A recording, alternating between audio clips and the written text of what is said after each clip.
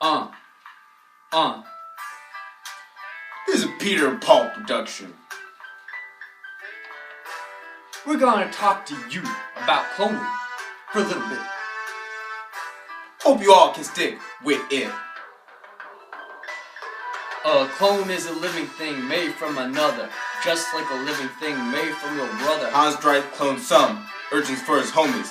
Does that mean these urchins are phonies? Hans shook two urchin cells till they separated. Two different urchins formed. The clones were related. Embryo, yo, yo, yo. Now let's go. In 1902, there was another smart man. He was another Hans. He was another self-fan. Used his baby's hair to cut it into two.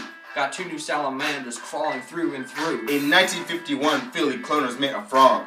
Led by Briggs, but they never made a dog. In 1977, there was a German trier. Said he cloned 3 mice. Turned out he was a liar. Just one short record later, an author wrote a book.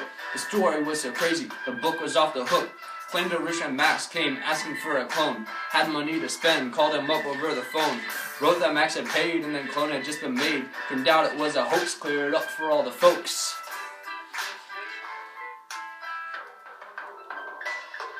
In 1986, there were 2 new genius groups. Clone farm animals, and step is cloning troops. Soon, Watson was a Brit who was able to clone cheap. People were amazed and doubters, they just weep. Neil First USA.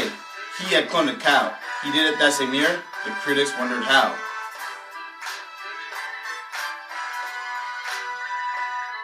Ian Wilmot had a colleague in a league of his own.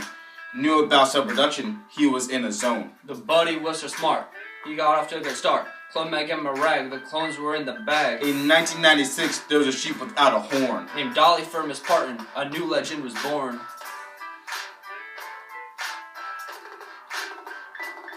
Although Dolly was immortalized, she took multiple takes. She took almost 300 tries, that's a lot of mistakes. The critics came down hard, citing a bad ratio. Although they made a sheep, they said that's no way to go.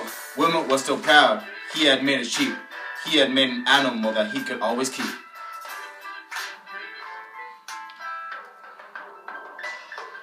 In 1997, there was a herd of mice.